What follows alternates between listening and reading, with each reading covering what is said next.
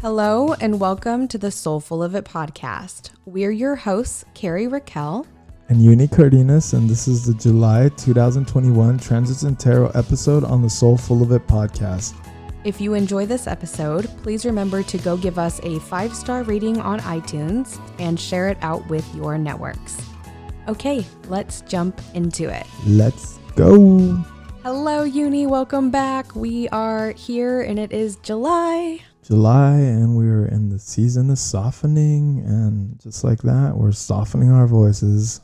Yes, we are. We are also recording in a different place for the first time during Mercury retrograde. So say a prayer for us, and hopefully the audio of this episode turns out as wonderful as I know that it can, and we're going to make the most of it. Yeah, exactly. And if you know us, you know that softness in our voice is not necessarily the natural way to be. Yeah. So how has the shift from Gemini season to Cancer season been for you, Yunii, with the summer solstice kind of giving us that ignition? Hey. That doesn't capture it. It's been a lot. Let's just leave it at that. The eclipse portal was crazy. We are switching gears into summer, and I couldn't be happier because those were 2 weeks of absolute hell. Yeah, it was pretty wild. I actually felt pretty good during the eclipse portal itself. As we got further and further from the eclipse portal, I was like, oh, this is intense, but in good ways. Like, I feel like I was digging up some stuff that needed to be addressed. And I also had an opportunity to go on a spontaneous trip to California with our girl, Katie, who was on the April and May episodes of this podcast. Shout out to Katie Gersh. Hey, Katie. We love you. She's an icon. So is Ollie, her puppy, an icon, I tell you. And we went and visited our friend Tawny, and Tawny is working on a really cool special project that I'm not ready yet to share because it's not fully out in the world yet. But if you're curious to get to know some things about what she's up to, her Instagram is at Tawny, which is TAWNY _inspires living. And that name could not be more accurate for this girl because she definitely does inspire people to live their life to the fullest. And I feel so reinvigorated since I got back from that trip. And this is so true. She has such a magnanimous energy to her. And if you don't know who Tawny is, you can check out the episode Here We Are. Yeah, that's right. She's on episode number 8. Great memory. That episode is amazing. And that episode definitely hints at what we were up to when we were in California together. So there are hints everywhere if you're willing to go look and find them. I love it. So from there, we want to wish a very happy birthday to our crabs and our lions, our Cancers and Leos. It's also the 4th of July this month, so be looking for those fireworks. Call up your girl Katy Perry because, baby, you're a firework. Hey, make it work. And we want to wish a special happy birthday to our friends and family. My sister and my father are both Cancer sun signs, so happy birthday to them. And to 𝗍𝒿 y un feliz cumpleaños para ti, primo Alexis y Alex y a mi hermana Normichi. And of course, I can't forget about Josie and Nate. Happy birthday. Happy birthday. And then Yunii, you are still putting out these epic tarot videos in English and Spanish. Where can people connect with you? The best way to connect with me is on Instagram at Yunii666, and that's YUNII 666, or at my tarot specific page, which is at Aquarian_Sage. Awesome. And then for me, as always, you can connect with me at 𝗲𝗆 𝗧𝗿 on Instagram as well. And I also post about behind the scenes and fill in some of the aspects and transits that happen in between these episodes. And from there, I would love if you would introduce the cards that you pulled this month, Yunii, and tell us a little bit about them. Okay, well, firstly, I was quite shocked when I pulled a lot of the same cards that we had pulled previously, but also not surprised whatsoever. The first card that I pulled was the Knight of Cups, and that's looking at what is here right now. That is to say, in the conscious awareness. And the Knight of Cups is mutable water. It's connected to Pisces. It's intuitive and heart-guided movement, engaging with creative romance, charm, and exploring imagination and beauty. When you look at this card, the traditional Smith Rider-Waite image has a horseman that is holding a chalice, and he's walking slowly, and he's got those little wings on the top of his head. And I really like that because it has a definite mercurial connection to that, as in the motion that is moving through there is really aligned and connected to something really outside of himself. And secondly, I pulled the Two of Pentacles that is looking at what is beneath the surface in the subconscious. And this card has a funny looking fellow with another funny looking hat. I love that hat. It looks like a condom. Okay, keep going. It does. You can't unsee it. You cannot. I thought it looked like a cone head, but okay. And he's literally juggling these two pentacles while these waves are in the background with some boats jumping about.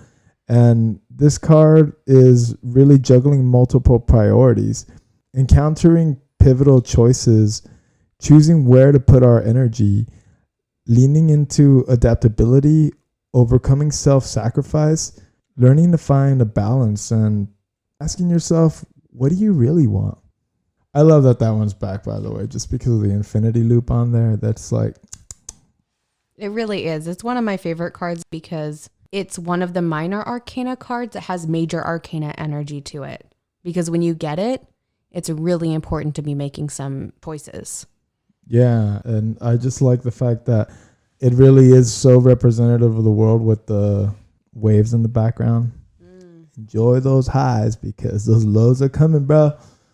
And next, for where are we being asked to shift our attention away from, I pulled the Four of Cups. And the Four of Cups in the Smith Rider-Waite is hilarious to me. It literally looks like this little cloud is like coming up to this moody ass person, and it's like, here, and he's like, no, I don't want it. And it really does have that type of energy to it. It's really about waiting and being in consideration.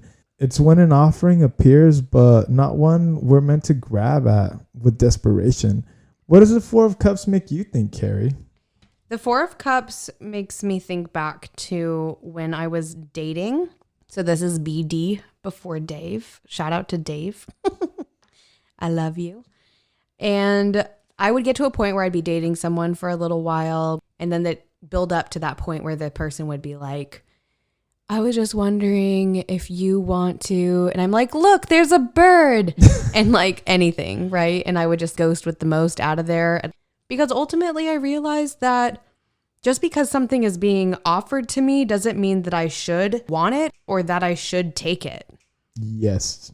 And the Four of Cups is one of the ultimate sit with it cards in all of the tarot, because when you pull the Four of Cups, you're not supposed to impulsively make choices. You're supposed to consider what's being offered to you and whether or not it really is in highest and best for you to receive that. Definitely. And I feel the same way about it. I think a lot of people are just so desperate to reach out for whatever is handed to them. And I think this stems from this mindset of lack. Yeah, it's scarcity shit on a collective level right now. And it keeps bringing me back to Uranus and Taurus. And I feel like that vibration, because of the Saturn-Uranus squares that have been happening, it's made me anchored down into the energy of, is this really the best thing for me? Do I fucking need this? And if I don't need it, do I even want it? I think that's a huge theme for this whole episode with these cards so far, is like, what do you really want? Yeah, so true. And that being said, our next card is our soulful guide. Then we got our main girl, the Queen of Cups again. She's here. She's sitting on her watery throne with her crazy looking cup chalice robot thing. And she's chilling. She's sitting on her throne with all her fruit. I think we pulled her, in May? Yeah, I'm pretty sure Katie pulled this card and we dove in deep. Yeah, well, she's cardinal water. She's connected to Cancer, funny enough, and connected to creation, creativity, deep soul nourishment, and clearing away distractions and establishing routines that support radical, real self-care and self-awareness, and of course, self-discipline. Yeah, I really love the Queen of Cups, and I don't think that there's any mistake that all 4 of the cards that are here are cards that we have pulled before on this podcast. And I'm pretty sure Queen of Cups was May. I think that the last time we pulled the Two of Pentacles was last July, a year ago. Isn't that funny? Cyclical, isn't it? Like the transits. That's right. And also the eclipses, it's pretty similar timing for that as well. And to be in this post-eclipse energy and to be sitting with it instead of impulsively making choices, I think is really powerful. Yeah, and actually, if you look at the overall arching theme of all of these cards, they all have some implication of sitting and being still and holding. And even that Two of Pentacles, it's pretty volatile. Those pentacles are not staying in one place. No, and the folks on the ships in the background of that card are on the ride of their lives. And even the Knight of Cups, like he's technically in movement, but homeboy's sitting down. He's going really slow. Like his horse ain't even like in stride. Yeah, and we pulled the Knight of Wands last month, so we have another knight back. Thank you so much, Yunii, for sharing a little bit more about the cards that you pulled for the month of July. I'm really excited to dive deeper into them and integrate them with the transits of the month. And from there, let's dive into the Cancer new moon, which is our first celestial event of interest. It's at 18 degrees Cancer on Friday, July 9th. There's a relief and there's a refuge to be found within this new moon, as the moon is at home in the sign of the crab. And this is also the first new moon post-eclipse season. That being said, we all know that Cancer is a water sign, and therefore it is emotionally inclined. And we talked about this on the last episode, but I think it's always worth repeating. Eclipse events often take place after the eclipse portal closes. So that combination of the emotionality of Cancer season and the reality that eclipse season is still with us, even though we're not in the midst of it anymore, makes it so this new moon may be one where emotions are feeling a little bit overwhelming. And some folks, especially our cardinal signs, may even feel that this new moon is more intense than one or even both of the eclipses that we just had. That's super interesting. And you are absolutely right about this Cancer new moon being pivotal. It's absolutely the case for me. The Cancer new moon feels like a soft reset on the mainframe of our lives, given the volatile and jarring nature of last month's eclipse portal. This welcomes change in pace and a shift in focus as we move towards rejuvenation and nurturing ourselves while tending to domestic affairs. This is an excellent time to put the revelations of the eclipse season into full swing. It feels very aligned for me because July 9th, the new moon in Cancer, is going to be when I initiate myself into the path of night, and I'll be diving deeper within my practice and understanding the liminal as I descend into these deeper waters of my own personal consciousness. Wow, that's really beautiful and also raises a lot of questions. Yeah, and I was just thinking about it too, just because you mentioned that Cancer is just so watery, and it makes me think of the creation myth about Cancer. So when Hera had sent this like crab to go attack Hercules, Hercules ended up killing the crab, and in exchange for its service, she turned him into the constellation of Cancer. And what better time to see the stars than when there is no moon out? The new moon offers us this opportunity to really step out into a virgin sky, to be able to look at the illumination that's coming from within the dark. So as I take this great leap forward into this sometimes off-putting path for people. I think there's a lot to be illuminated within those spaces, because it is within our shadows that we find our gifts. And if we can tap into that bright divine light within and use it to be our guiding force as we tread the mill in the underworld, we can develop a relationship with those aspects of ourselves that we're afraid to look at, and also a deeper understanding of ourselves that maybe we don't even yet know. And I imagine that you won't be able to approach that with all of your armor on, which is a huge theme for this Cancer new moon, is softening. And that can sound really simple, like, oh, I'm going to be softer now, but it can be really challenging to soften in a hardened world that perpetuates a narrative of pulling yourself up by your bootstraps. And because softness isn't celebrated enough in our culture, it can feel really uncomfortable to be soft or to allow others to see you or feel your softness. And inside of that crab shell, the crab itself is tender, but those who only see the shell would never know that. Opening up can feel hard as crab shells, but once you do it, you realize how soft the world is underneath all that armor.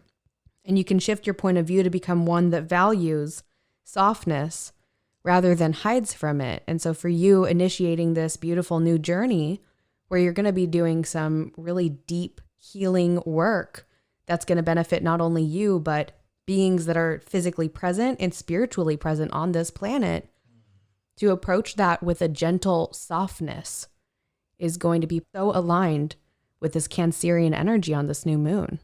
And it takes that softness to get into the depths of that, because if you think about it, that's where our core wounding lies. Absolutely. So there are some aspects happening on this new moon that I want to mention as well. This new moon is going to be in a square to the comet Chiron, who is in Aries at 12 degrees.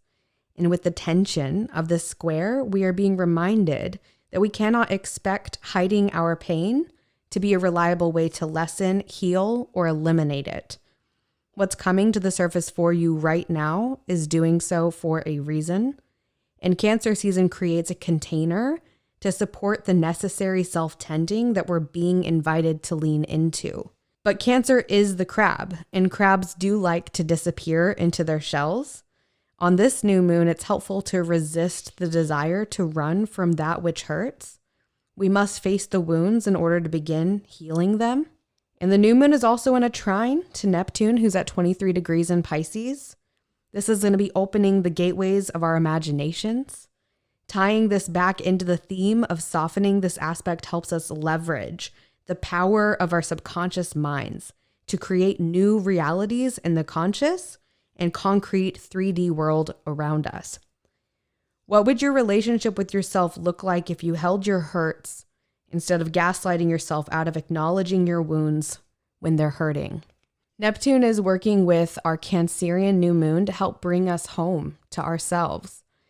I call myself home is a powerful mantra to integrate into your new moon ritual this month. That's what I'm going to be working with personally. And the last aspect I want to mention for this new moon is that Mars is playing a part of reawakening those Saturn-Uranus squares that we've been talking about that have been dominating the year of 2021. For context, Mars squared Saturn and Jupiter back in January and is going to oppose Uranus later in the year in mid-November. Currently, Mars is at 17 degrees Leo conjunct Venus in a trine to Chiron, in a square to Uranus, and in opposition to Saturn. And I know that's a lot of action, even for the planet that rules our actions. And all these aspects involving Mars are highlighting the importance of our movements, reminding us of Newton's third law of motion, which states that every action has an equal and opposite reaction. With Venus conjunct Mars, the infamous red planet feels more like a fuchsia pink. Venus, known as the lesser benefic planet to Jupiter, actually helps Mars do exactly what we're all meant to do with this Cancerian new moon. It softens the armor Mars is wearing as it engages with key outer planets, Uranus in a square, Saturn in that opposition I mentioned. And the ally for this new moon isn't a forceful yang masculine energy. It's actually the opposite of that. It's compassionate yin observation and receptivity. I definitely see this tying into the cards this month. Yunii, what do you think? Oh, yes. That's so Queen of Cups. And the Cancer armor, it makes me think that cup that she's holding in her hands, like what's inside of that cup. When I think of it, it's like the cauldron of creation. The cauldron of creation is pitch black. It's moving. It has this shimmery surface where literally anything that exists comes from there and everything returns back to it. That is so yin energy. That is so receptive. That is so beautifully dark and primordial. It's literally the universe coming into creation, and you're being offered the invitation to get curious and go down there. You can take off your armor when you're in the dead of night. There's nobody to see except the faint illumination of the stars shining overhead to just remind you that you are source. And who needs armor when you've got a cup that looks this fucking epic? I mean, that cup is armored. I mean, it's like, I hold that up if someone's coming for me and they're like, no, never mind. What's in there? Like, bitch, you don't want to find out what's in here. Or do you? Or do you?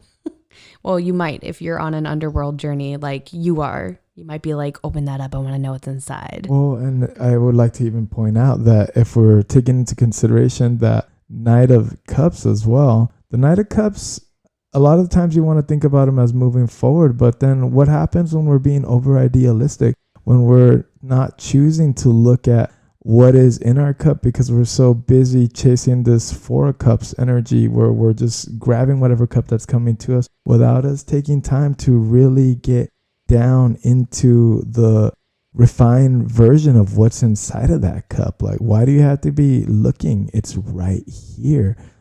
How can we give ourselves the sacred pause to explore that, to get curious about it, to taste that, so that when you do see another cup, there's nothing pulling you towards it that isn't of you.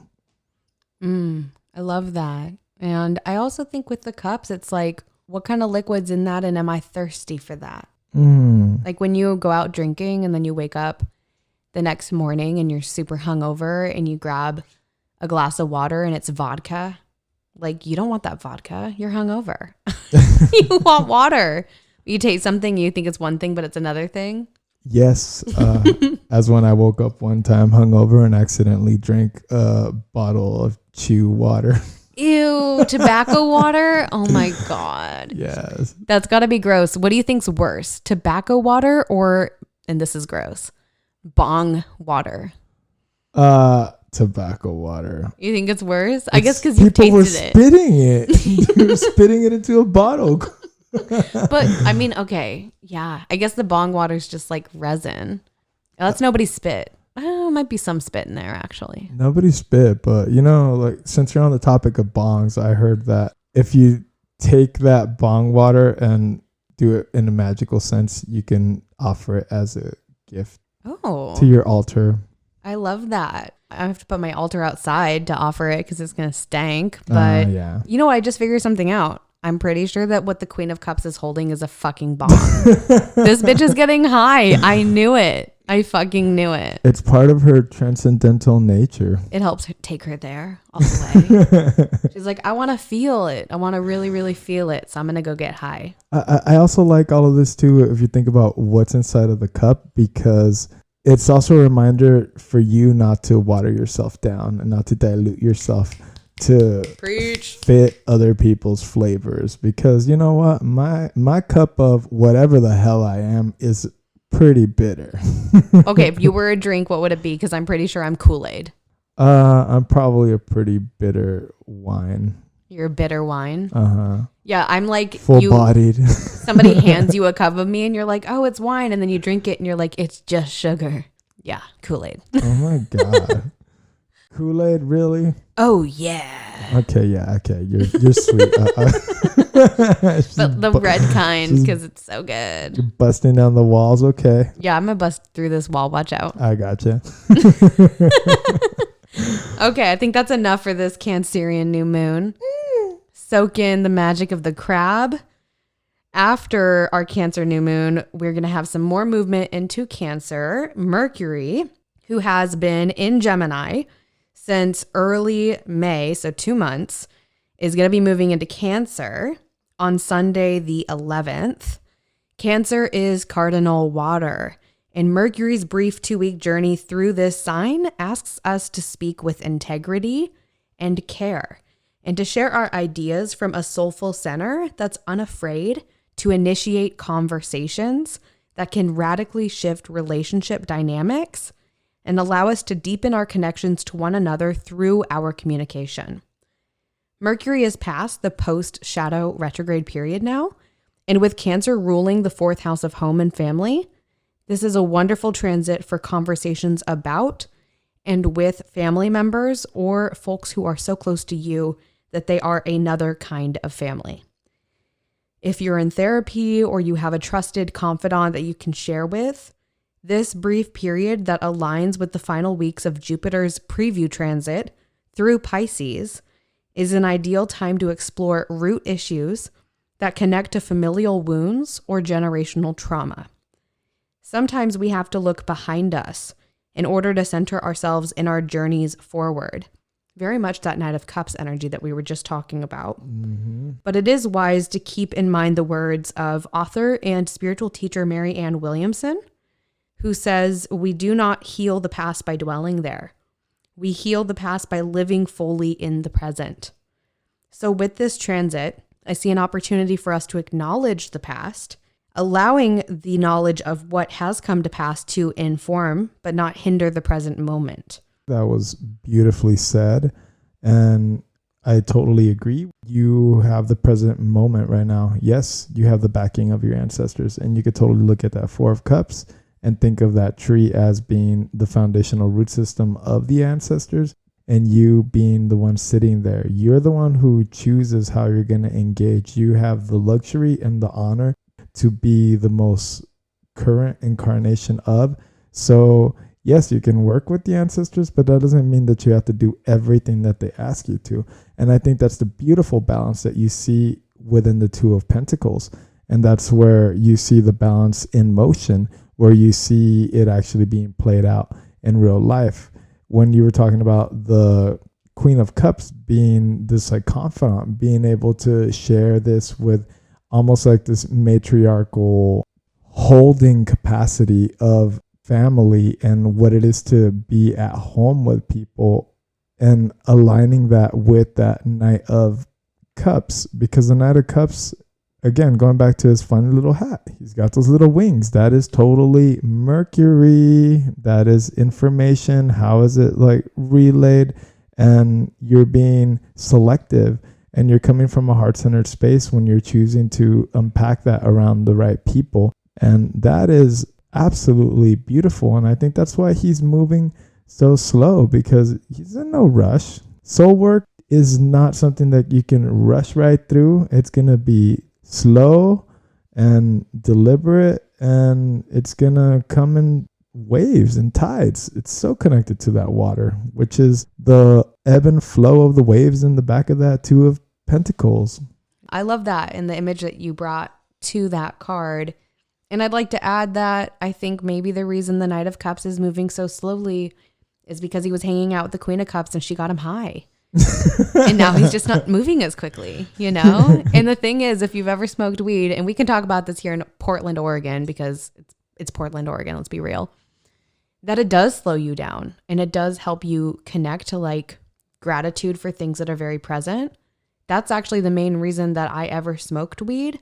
And it's the main reason why I like to talk about marijuana as something that is medicinal, because in moments in my life where I felt go, go, go, quick paced, in that yang energy of the world that's all about production, all about the future, what's coming, when I felt the most lost and lonely and I felt down and I was depressed, that when I had access to marijuana, it helped remind me like, hey, what matters is what's happening right now. The present moment is what matters. And when I was able to ground down into the present moment, I stopped worrying about the future. I stopped worrying about the past. It actually helped me integrate everything into the now. So I like to joke about it. Of course I do. But I also like to bring some truth to it, that there are tools here. And, that might not be your tool of choice. Might have something else entirely different. Essential oils are another good one for grounding down into the present moment. Well, you don't have to smoke them. I mean, you could. I don't know what would happen. Well, I mean, they're all plant allies at the end of the day. So you're working with nature spirits regardless.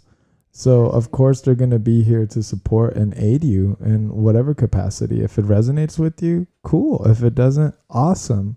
I think that's really beautiful of you to share that, because I totally agree. So okay. Does that mean that little cloud that's hovering in the cup is actually... Is their weed, like, cough? Yeah, the Queen of Cups was like, she took a really big hit and she blew it out, and it sent this cup over to this guy, and he's like, I don't know about that. That's why he's taking a little bit of a time out. He's like, whoa. Yeah. We'll have to pull the Two of Pentacles into this at some point. I don't know. All I see is the condom on his head. Oh my God. Hey, at least he's practicing safety. Yeah, he's striving for something higher. That's right. Thank you for humoring me. That was a lot of fun. And moving on from those cards, we'll look at the next transit, which is on Friday, July 16th. Chiron goes retrograde in Aries and will remain retrograde until December. How wonderful is it that we get to sit with our core wounding? Rumi once said, the wound is the place where the light enters you. And this is an opportunity to revisit the sacred wound that we've been numbing or avoiding through distractions. Aries is cardinal fire, and as such, it has a tendency to charge forward without looking back, never taking time to unpack the experiences as it rushes towards new ones. This is going to bring up childhood wounding, past traumas, and giving us a sacred pause to untangle some of the twisted cords of destiny that we've maybe been avoiding. And it might be helpful to see where you have any Aries placements within your birth chart, because it may offer you some deeper insights onto what flavor this transit will take for you. Absolutely. This is definitely going to be impacting folks with those Aries placements a lot more, but Chiron moves slowly. Chiron's going to be in Aries until 2027, and Chiron goes retrograde every year. So we have this opportunity every year to deepen our relationship with this transit. And when we are working with Chiron, we're naturally working with our shadows. And it's our challenge as well as our honor to get to work with our wounds, to elevate our self-awareness, as well as activate our unique spiritual gifts. My mantra for Chiron's annual retrograde is I am whole. I like working with I am statements in particular because of the Aries placement, where Chiron has been and, like I said, is going to be for many more years to come. The statement itself of I am is significant across cultures, but pulling from Christianity and in the Bible, God actually refers to themselves as I am, telling Moses, I am who I am, and you shall say this to the Israelites, I am has sent me to you. Working with I am has always been powerful because it's a reclamation of our realities and a merger between our inner and outer worlds. The concept of I am God in and of itself, which I know can be really controversial to say. And actually, the first time I heard someone say, I am God, was one of your ex-boyfriends, Yunii. I mean, I say it all the time too. He had it tattooed in his lip. Oh yeah, that one. Hey, Kevin. And I was still really Christian-ish at that time. Like, I still had Christian roots. Ish. Yeah, ish. It's very ish now. But I still believe in a lot of the different stuff. I just, organized religion is really fucked up. But I remember the first time that I saw that and he showed me the tattoo, and my whole body reacted like with repulsion, because I was so conditioned that the thought that someone would claim that they have the power of God was extremely offensive to me. And I sat with it and I sat with it and I sat with it. And it took me time to figure out what that really meant. And even after he explained it to me face to face, I still didn't get it. It took so much time, maybe months, maybe even a year, for me to understand that for someone to say I am God is to say that they are one with God, that they are merged with spirit. Like I said, I have Christian roots, and I know a lot more about Christianity than I do most other religions. Although I know a lot of Mormons, so I could probably tell you a lot about Mormonism. But yeah, it's an interesting thing to consider. And I really encourage everybody listening to work with I am statements in general and look to the root of it, which is why I wanted to bring it up, because there is a root to that statement, that God, this entity that is spoken about and called different things in all these different religions, claimed the name of I am. That's significant. And so when we're working with Chiron's retrograde, picking I am statements to work with that can help you heal your wounding is profound. And that's why I'm using I am whole, because reminding myself that I'm not broken, I'm not lost, I'm not needing your fucking saving. I'm going to save myself. In fact, I'm going to save myself from thinking I need to be saved. I'm whole as I am.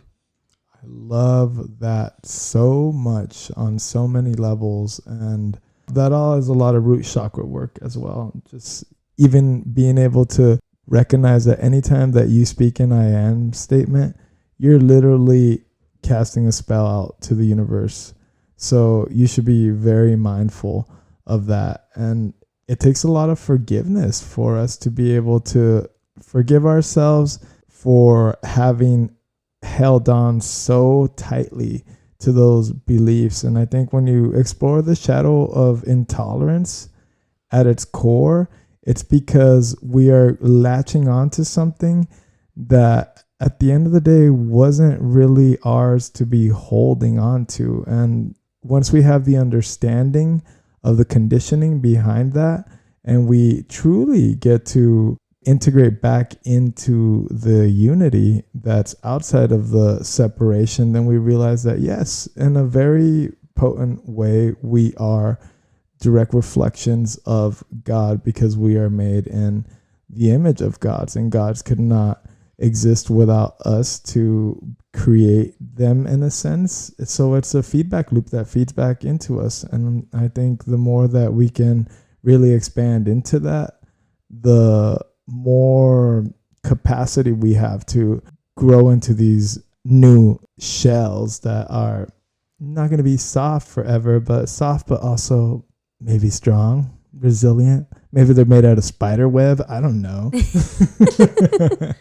Maybe they're made out of pieces of the Queen's cup. Yeah, or fragments of stars. I love Chiron retrograde. I think this is going to be a great flavor to add to all of our other transits. And I definitely see a connection to the Four of Cups with this specific retrograde, because Chiron is retrograde until the end of the year. And that is intentional. There's a reason that all the outer planets, they take so much longer to go through their retrograde periods. And that's because we're not meant to process and heal things overnight. And I think that in an instant gratification world, in an instant gratification culture, that it's really hard sometimes to just sit with things and to process them and to be okay with not knowing and not knowing and not knowing. And then a week goes by and you still don't know, and a month goes by and you still don't know. We do a lot of outsourcing of our knowing, which is the Hierophant energy of this whole year, right? Like, it's like, well, I don't know, so you must know. It's amazing how much you can get away with if you just walk into a room with confidence. I've walked into rooms with like extreme confidence and people just follow me. Like I'm the fucking tour guide of that building. And I'm like, I have no idea where I am. But if I have the confidence that I do, people are like, she's a leader, follow her, you know? And that's subtle energy. And like your body's going to pick up on that. Happiness doesn't come from gaining answers. It comes only when we are so fed up with the answers that we decide to live the questions out entirely. And then our life radiates this vibe. And finally, we relax while being a service into the world by simply doing that. And another reminder that with wounding, we're wounded on the onset. And then we battle our shadows to overcome our limitations. then at some point we have to surrender our need to control. Then with that, we find our true self, and that puts us on the path to really unlocking our true purpose in life. Yes, there's a lot of surrendering to be had here. Surrender to a lot of the things, because it makes it a lot more easeful. Because why swim upstream when you can just not? Yeah, why swim up a stream when you can find yourself a slide? Yeah, exactly. It's like, let it come to you. Let it hurt and then let it heal. Feel it or heal it. That's right. So after we have Chiron going retrograde in Aries, we are going to have Venus entering Virgo on July 21st. It's a Wednesday. And this is going to kick off a transit that asks us if we are really paying attention. If you know anybody with their natal Venus in Virgo, then likely you know that one of their love languages involves paying attention to all the little details. My partner, Dave, has his natal Venus in Virgo, and I've really enjoyed learning about his love languages over the years. He is very detail-oriented and often prioritizes things that I never even considered before. A really great example of this is his attention to the air quality within our apartment. I really learned the value of his attention to detail last summer when we had those awful wildfires along the West Coast, including here in Oregon. We had already owned an air purifier, and Dave also went and got us an extra air filter before they sold out all across town during what I think is fair to call the worst air quality week of our lives. His ability to focus on the little details had a big impact on our health, and it made me more aware of how valuable it is to have his Venus in Virgo resourcefulness by my side. But Venus doesn't love being in Virgo, as this is the sign where the relational planet is least comfortable, and it's in what's known as its fall in astrological essential dignities. Virgo is ruled by Mercury. It's a thoughtful sign that has a strong intellectual focus. And because of this, one of the greatest allies for this transit is meditation, or, as friend of the pod Jana Romer suggests, yoga nidra. When we clear our minds of the mental Olympics we sometimes fall into, there is an essential dignity pun in there. We're able to get clarity on how we truly feel to align ourselves within our relationships to self and other with less static. Speak your needs from a place of worthiness and take pauses to process before jumping back into the conversation. A great mantra for this transit is I get to curate everyone's experience of me, and I speak with loving kindness to all beings, including myself. Yunii, what do you think of this transit and how it relates to the tarot?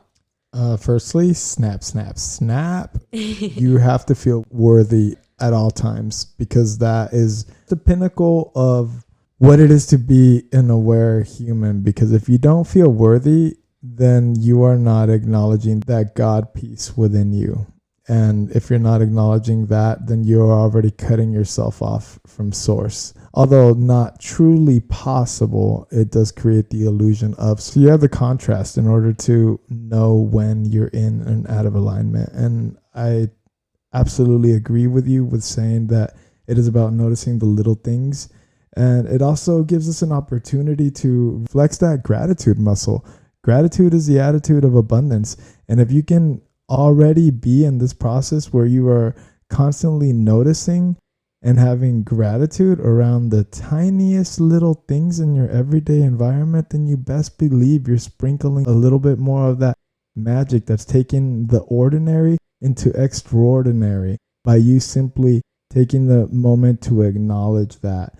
And in a sense, that's very much adding value to something that was seemingly invaluable. As far as the cards are concerned, it connects to the Two of Pentacles and the Four of Cups. The Two of Pentacles, because he is obviously having to juggle all these things, and that includes the tiny things. And sometimes when you're in those moments of motion where things maybe didn't go correctly for your day, that's when those little things are actually that much more important, where you're like, oh, thank God that I restocked the toilet paper before I use the bathroom or something. Before the pandemic hit. Yeah, that too. And the Four of Cups, because the Four of Cups is taking time. And in order for you to really take time and sit with your cups so that you're not looking for other people's cups, you're also taking into consideration all the things that you have. Are you ready to take on another cup? Do you even need another cup? Do you like have a whole closet full? I don't know. It's really getting us back to that very basic piece of gratitude. Yes, I love all of that so much. Venus and Virgo, it's not a very long transit, so something to soak in and work with. And another phrase I think would be great for this transit is just using the words thank you. Sending that gratitude to things that are so easy to overlook every day. You know, I bring my water bottle with me everywhere I go. But when was the last time I told my water bottle, thank you? Thanks for holding my water. Thanks for being my sidekick. Like, I need you. I drink from you every day. Like, sending gratitude to something that's so easy to overlook and doing that all day, doing as often as you can during this transit is going to raise your vibration. You should just do it all the time. Forever. I literally walk around the street and I'm just thank you, thank you, thank you. And people just give you things when you say thank you all the time. You know, things just manifest. You are attracting things because you're in that energy of gratitude that you were talking about. Yeah, you become magnanimous, and in that way you magnetize the environment and it comes to you. They come to you. That's right. And speaking of things coming to you, we have the season of the Lion on Thursday, the 22nd. The sun is going to enter Leo and Leo season will begin. This is our fixed fire sign, and Leo rules the heart. It's also associated with the Strength card in tarot. That's a great ally that you can pull out of your deck for Leo season. And the Lion season is a chapter all about personal empowerment. And the sun's annual journey through Leo invites us to engage with and prioritize play alongside our work and responsibilities. On a collective level, I believe we're all unlearning the toxic productivity culture that we've been living in. And I feel like we talk about this on every episode because it's so relevant. And we're also reframing play as productive. It's an important part of breaking the patterns that have had so much of the world convinced that working is the only way to be productive. I definitely sense the Two of Pentacles with this Leo season as a great ally, encouraging us to balance work and play. But I also think pulling out that Strength card, like I mentioned, can be really helpful as a visual representation of the kind of softening that we've been doing during Cancer season, and a reminder that you do have to be soft to be strong, which is an awesome Marina lyric for those who enjoy her music like I do. Yeah, I am a big fan of the season of the Lion. And I ain't lying because it's obviously my opposite sign, but also I just feel really empowered, really invigorated. It feels like people are out and about. I'm just motivated. I'm in the middle of summer. I'm like, hey, look, let's go do stuff. And when I go into the colder seasons, that's what I miss. I miss being surrounded by my Leos too. As a air sign, I am surrounded by fire everywhere and I love it. Yeah, it's very true. Everywhere you go, there's a fire sign. All over my state. No. Yeah, hopefully the wildfires don't catch on to that, hey? Yeah, right. I'm excited for Leo season. I know it's going to be really rewarding. It's going to be really empowering. And I think that's a big theme of this month of July in general is empowerment. I think it's important as well, given the fact that we kind of had our summer taken from us due to COVID last year. So we weren't able to really flourish in the social environments that we are accustomed to this time of year, if you're in the Northern Hemisphere. Yeah. We're going to take Leo season back because we didn't get enough of it last year. You're totally right. Can't get enough of you. We really can. I mean, a Leo walks into the room and you're like, well, hello there. Hi. It's Dave. Come here, Dave. So speaking of Aquarius being the opposite sign of Leo, on Friday, July 23rd, we have the full moon at 1 degree Aquarius. Aquarius is a very intellectual sign. And no, I'm not just saying that because I'm sitting here with Yunii, who's an Aquarius. The culmination of the Aquarian full moon is a time for sharing knowledge and releasing old knowledge that may have been outdated or perhaps was never factual at all. Aquarius is the sign that rules science. And any scientist knows that one of the most frustrating yet important parts of science is that theories and variables change over time. Aquarius creates space for these shifts. And with the changemaker Uranus as its modern planetary ruler, the electric air sign approaches change with open arms. This full moon is asking us to step into our power with the openness and the attachment-free strategies of the Aquarian mind. And with the full moon conjunct Pluto, the main theme of this full moon is reclaiming our power. So really building on this empowerment theme of Leo season. I can't agree more. It's time to innovate. Take that empowerment and innovate. Come at it a new way. Take down the old structures. I'm not going to lie to you, Carrie. Every single Aquarian full moon has always been absolutely difficult for me. And maybe just because I was born under a dark moon, so I'm more connected to the dark moons. But I'm pretty sure, at least for the last 4 or 5 years, I have an art piece that I created on that day because I was just going through so much, and in very much the same kind of fashion where I'm excavating, ripping apart, remaking some aspect of myself in the art. It's illuminating and bringing in this new culmination of like power and energy that needs to be brought back to the surface. So yes, although it is turbulent for me emotionally and maybe mentally, as my mind is trying to grasp itself around the fact that it's being torn into little pieces only to get put back together again, at the end of the day, it ends up being expansive as fuck.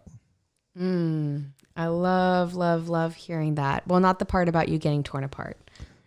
Tear me apart. Tear me up. Tear me up. Tear me up and turn it up. Turn down for what? I love it. Yeah, I think that Aquarius, folks who have your sun sign are going to definitely be feeling this strongly. Whenever we're looking at a full moon, whatever sign it's in, you want to look at the other signs that share the same modality. So you want to look at other fixed signs and be just aware of them also going through it.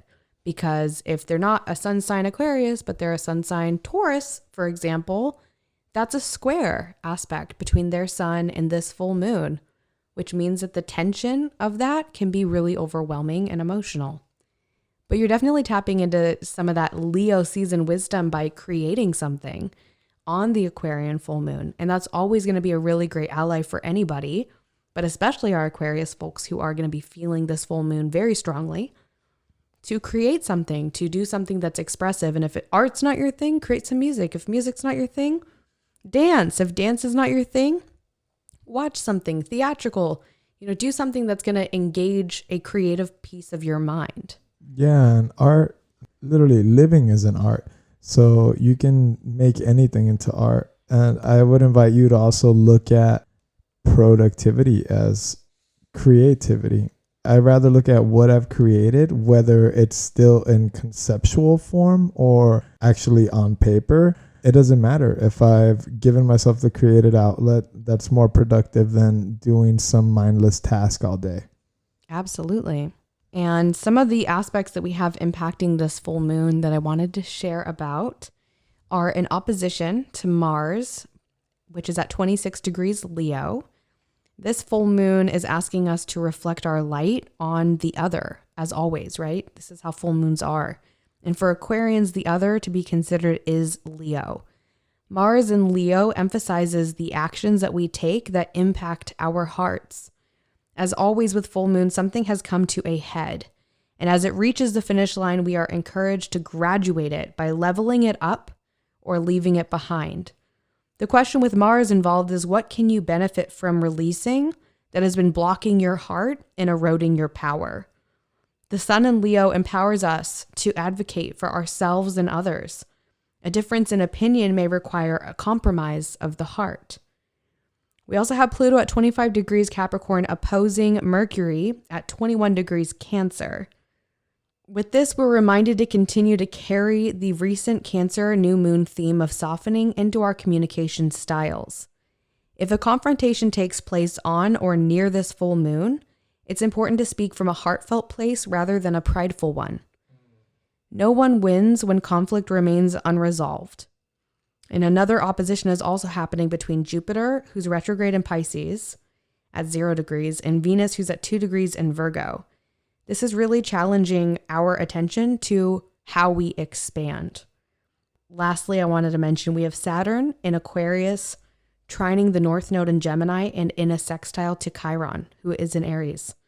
These are some positive aspects that are going to lessen the polarization of all these other planetary players by asking us to look for ways to let healing be easy. Sometimes the fastest way to resolve an issue is the simplest way, by apologizing and taking accountability where it's necessary to do so. Keep in mind that this full moon is in Aquarius, so issues that may be center stage right now are likely to be Aquarian in nature. This can show up as a clash of ideas, challenges within social networks, or challenges in balancing the prioritization of self with other. Responsibilities that overlap and intersect and don't always see eye to eye might be coming up center stage. There are so many oppositions taking place during this Aquarius full moon that I think we need to be working with balance as an ally. And sometimes the best way to work with balance is to strip away all the extra things that we don't need. What do you really need to focus on? What is the thing or the things, 2 things, hopefully not more than 2, that you are ready to graduate, to level up, or leave behind, like I said earlier? I think that's going to be the focus for this full moon. And that's the intersection of all 4 of those cards, if you think about it. She's steadily focused on whatever is inside that heart-centered space. He's moving towards it. He's ready to make a move or not, depending on the environment. Yes, I see how all of them intersect. You're absolutely right. And that's why the theme I saw with this one was reclaiming our power, recognizing how much power you really do have. All of it. All of it. And with that, we have our next transit, always keeping close to the sun. Our quick-moving planetary messenger Mercury moves into Leo on Tuesday, July 27th for just over 2 weeks of passionate conversations and creative community building. This transit encourages us to build upon what we learned the previous 2 weeks as Mercury moved through Cancer. When we speak intuitively, we can feel what's most valuable to share before opening our mouths just to fill the silence. Mercury in Leo invites us to align our spoken and unspoken words with our hearts. A great mantra to work with this transit is I speak from my heart center. I always wear a rose quartz bracelet to remind me to do just this, because the world is harsh enough as it is. Every encounter that we have with another is an opportunity to add value to their experience of us and the world as a whole. I spoke about this earlier on in the episode when we were exploring Venus and Virgo, and I feel that as we shift through the transits, we are being given an opportunity to build upon each sign, moving consciously and thoughtfully through the zodiacal wheel. I was recently on that trip to California that I mentioned earlier with Katie to visit our friend Tani, and on that trip something clicked where I realized the power of my presence and my ability to influence the energy of every unique encounter. And I knew that that was a message I really wanted to share on the episode for the month of July. Yes, you do have, you're a powerhouse, my girl. But we all are. Yes, we all are powerhouses, my girls. Yeah, claim that power. Yeah, claim it, grab it. It's yours, baby. You're magnanimous as fuck. Exactly. And that's Mercury in Leo, and he's so handsome. He really is. We're talking about Dave, right? Mercury. He's cute too, I guess. Okay, I'll take him. After Mercury enters Leo on the 27th, the next day on Wednesday, July 28th, our 2-month preview of Jupiter in Pisces is going to come to an end as Jupiter, who is now retrograde, is moving backwards into the sign of Aquarius once again. This is our final chapter of Jupiter's journey through the sign of the water bearer, as Jupiter won't return to Aquarius again for 12 more years. To some, this may be a relief, as Jupiter and Aquarius may have made some tough aspects for them, whereas for others, this is going to be a treat, as Jupiter's return in retrograde motion to the Aquarian center is a second shot at receiving downloads that were interrupted when Jupiter entered Pisces back in May. Regardless of the specifics that can vary from chart to chart, one thing rings true for us all. We are being given this time for a reason, and all transits are here to teach us something. If you're not yet clear on the lessons Jupiter and Aquarius has been trying to teach you, now is the time to open yourself up to receiving them. Aquarius is untamed and unpredictable, so it's wise to keep an open mind as Jupiter transits in retrograde motion once more through the eccentric air sign. A good jumping off point for this transit is to ask yourself, what expansion within my life would bring the greatest benefit to me and to the communities around me? Remember with Chiron, who's retrograde in Aries now, to hold the wisdom that the empowerment of others does not require the sacrifice of the self. There is a way to empower both the self and the other, and expansion is not mutually exclusive. Yeah. You want to change the world? Start with yourself. So simple, it seems unbelievable at times. The solutions that are simple are usually the last we reach for. It's Occam's razor. The simplest answer is often the right one. I think that's what it is. Yeah, and simplicity is not our forte. Complication and complexity seems to draw our attention the most. Yeah. And yet it's the simplest things that can bring you back home to yourself. Like when you're just really, really thirsty and you have a glass of water. That's me right now. He's a thirsty girl. Always. Always. And for our final transit, on Thursday, July 29th, we have Mars entering Virgo. This transit will last about 48 days. 48 days later. And Mars in Virgo is going to give us a much needed focus and clarity in our pursuits. This flavors a transit with a structural integrity that can provide a framework for us to get shit done in an efficient manner. It also cues us into where we can direct our focus with a more applied approach. Virgo, as a peacekeeper, brings a degree of equilibrium to the fiery energy of Mars. This can be helpful in that it offers us a chance to look before we leap, so to speak, so we aren't trampling over people as we rush out the gates. I think that's very true. Looking before you leap, leaning into those Virgo pieces of awareness that can help guide you forward with Mars and Virgo is going to be very helpful. This is one of the best transits for purging closets, rearranging spaces, even decluttering your email. So many things in the virtual world are also a mess and require tending. And Mars and Virgo is here to help support us in doing that, using organization as a tool to create more spaciousness for movement and growth. Y'all may recall that I've been trying to move in recent months, and in true Saturn return fashion, I have hit roadblock after roadblock on the pathway to homeownership. While I haven't been able to transform my immediate circumstances in the ways that I desire, like my desire to move into a bigger, more expansive space, I have become more strategic to meeting my own changing needs. So to create the feeling that I'm seeking in my future home, I've begun downsizing, and I recently moved into an office nearby so that I'd have a separate place to work from that isn't my kitchen table anymore. Virgo is an earth sign, but it's also a mutable sign. And Mars in Virgo wants to help us unravel what shifts we need to make in order to root down with more grace. For me, I know that I need to kick it into gear as well when it comes to prioritizing my physical health.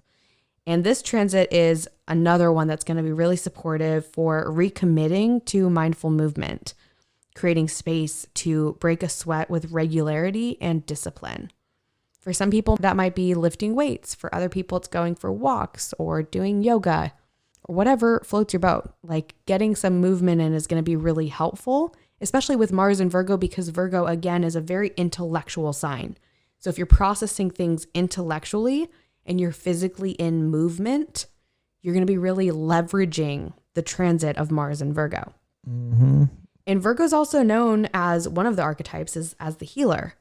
And so with Mars moving through the sign of the healer, we can ask ourselves, what moves do we need to make in order to heal ourselves more? What changes require our dedication? Movement, when mindfully engaged, is indeed a form of medicine. So with this transit, I'll be engaging in more movement as a means of healing myself and deepening the lessons of Jupiter retrograde, now in Aquarius, as well as Chiron retrograde in Aries, building upon what I've learned to create sustainable shifts in my energetic vibration, moving forward from July into August. Amen. And if you need help with that, I'm here for you. Yes, absolutely. We're always happy to connect. And that is our final transit for the month of July. And we're so grateful that you guys tuned in and listened, and really hope that you found some magic in yourself reflected back at you in this episode. Yeah, and maybe got a few laughs out of it. You know us, always looking at those weird hats that these people are wearing in these cards. Hats off to that. That's right. And from there, we wish you guys a wonderful month of July, and we look forward to seeing you, or I guess being heard by you, in the month of August. We're seeing you with our psychic eyes and sending some mad psychic hugs and love all around. All right, we'll catch you guys on the next episode. Until then, tschüss. Bye-bye.